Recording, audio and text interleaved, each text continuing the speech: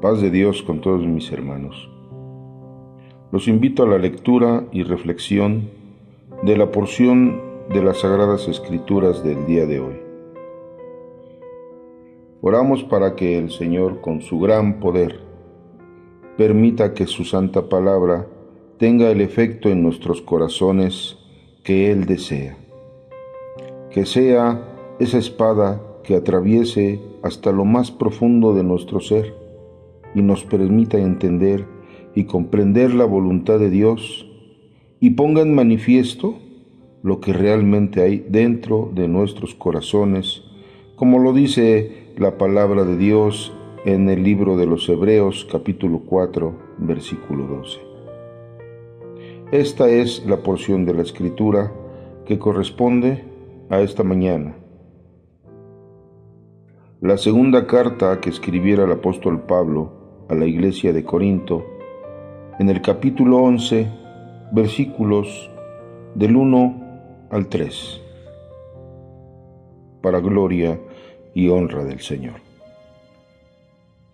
Ojalá me toleraseis un poco de locura. Sí, toleradme, porque os celo con celo de Dios, pues os he desposado con un solo esposo, para presentaros como una virgen pura a Cristo. Pero temo que como la serpiente con su astucia engañó a Eva, vuestros sentidos sean de alguna manera extraviados de la sincera fidelidad a Cristo. El apóstol Pablo le dice a la iglesia de Corinto las siguientes palabras: ojalá me toleraseis un poco de locura. En la expresión del apóstol Pablo nos podemos dar cuenta de cómo la iglesia de Corinto estaba considerando los consejos y la palabra que Dios le inspiró al apóstol Pablo como una locura. No lo estaban viendo como el varón de Dios que era, como el ungido de Dios para dar las buenas nuevas de salvación y dar testimonio de Jesucristo. Más bien, ya lo veían como a un loco. Por eso les dice: ojalá me toleren de la locura. Sí, dice, tolérenme. Es decir, que la iglesia ya consideraba como un sacrificio el escuchar lo que les decía o les escribía el apóstol Pablo. Pero él les aclara el porqué de sus palabras y el porqué de su conducta hacia ellos. El versículo 2 nos dice: porque os celo con celo de Dios.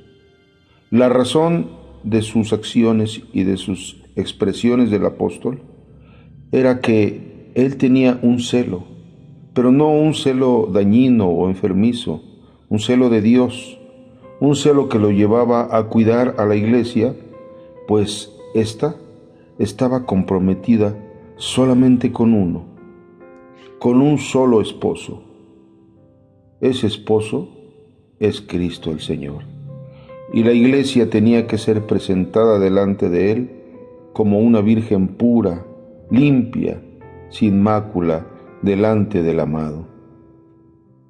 También les expresa el apóstol Pablo algo que compungía su corazón.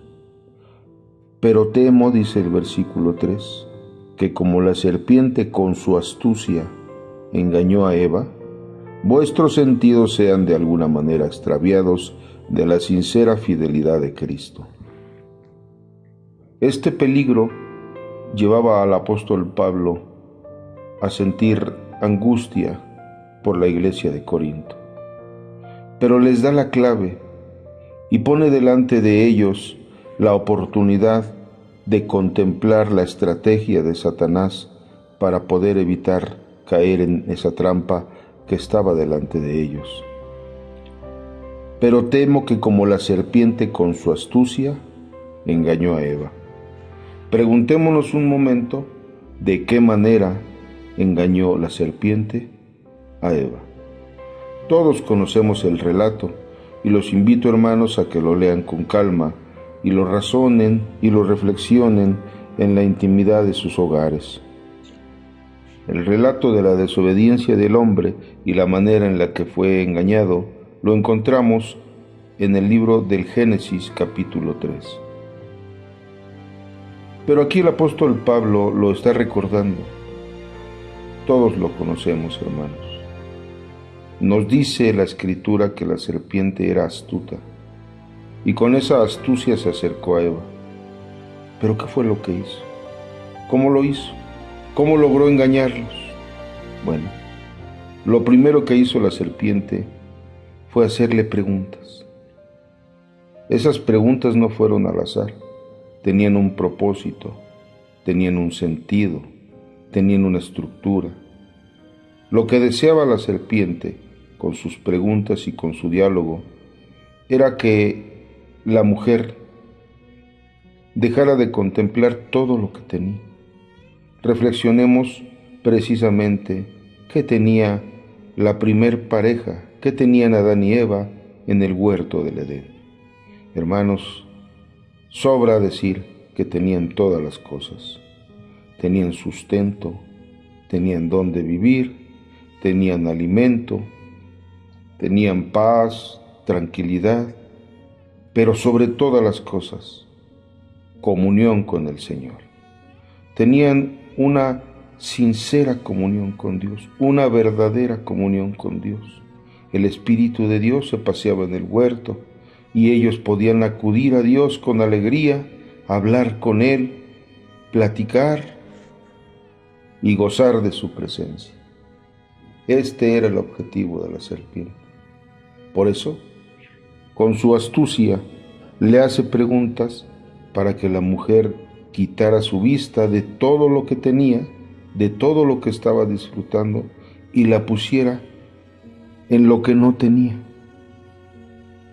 La llevó a codiciar lo que no tenía, y de esta manera desobedecer al Señor. Es la misma forma, hermanos, en la que Satanás ha trabajado en toda la historia. ¿Qué hace con los hijos de Dios? Nos pregunta, ¿con que tú no tienes esto? ¿Con que tú no tienes aquello? Pero no solamente nos hace ver la ausencia de aquello que en su concepto nos hace falta, no, sino que culpa al Señor de la ausencia de eso tan codiciable. Con que Dios no quiere que tengas esto, con que Dios no quiere que tengas aquello. Y así, gota a gota, poco a poco, va haciendo mella en el corazón del hombre hasta que lo seduce, hasta que lo engaña y lo lleva a buscar aquello que no tiene y que en su concepto es tan necesario y además se lo merece. Pero Dios en su egoísmo no quiere dárselo. Sin embargo, hay formas de obtenerlo, a pesar de que la voluntad de Dios no lo ha provisto así. Hay forma de obtenerlo. Es el engaño de Satanás. Buscar lo que no tenemos, menospreciando lo que sí tenemos. Es tan valiosa la comunión con Dios, hermanos, que sobrepasa todas las cosas. Satanás extravía los sentidos del ser humano, del creyente, del cristiano.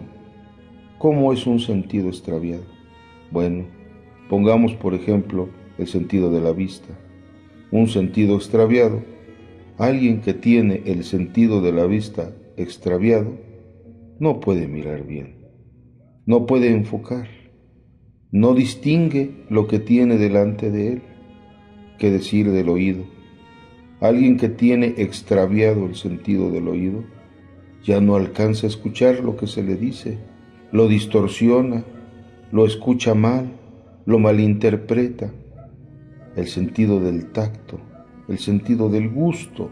Alguien que tiene el gusto extraviado no puede distinguir los sabores de aquello que prueba, los olores. De la misma manera, hermano, Satanás buscará todo el tiempo de nuestra existencia extraviar nuestros sentidos con un solo propósito: alejarnos del Señor. Pues sabe perfectamente que una vez que nos alejamos, somos presas fáciles para Él. Por eso está el consejo, hermanos, en la Sagrada Escritura. Es lo que observamos, es lo que podemos leer, y te invito a que lo hagas. Te invito a que leas el texto. No son las palabras de tu hermano, no son los pensamientos de tu hermano, no son una ocurrencia ni una idea. Lo que estamos reflexionando es lo que está escrito en la palabra de Dios. Y recordemos, hermanos, la flor se seca y se cae, la tierra, los cielos pasarán, pero la palabra del Señor permanece para siempre. Oremos, hermanos, para que la palabra del Señor permanezca para siempre, eternamente, en nuestros corazones. Los dejo, mis amados hermanos, con esta reflexión. Ojalá se den el tiempo de releer estos versículos, de leer su contexto, de meditar en ellos, para que el Señor les siga hablando, les siga instruyendo, en el nombre de Cristo Jesús. La paz y gracia de Cristo, nuestro amado Señor, more y gobierne en sus corazones, y el Señor les bendiga.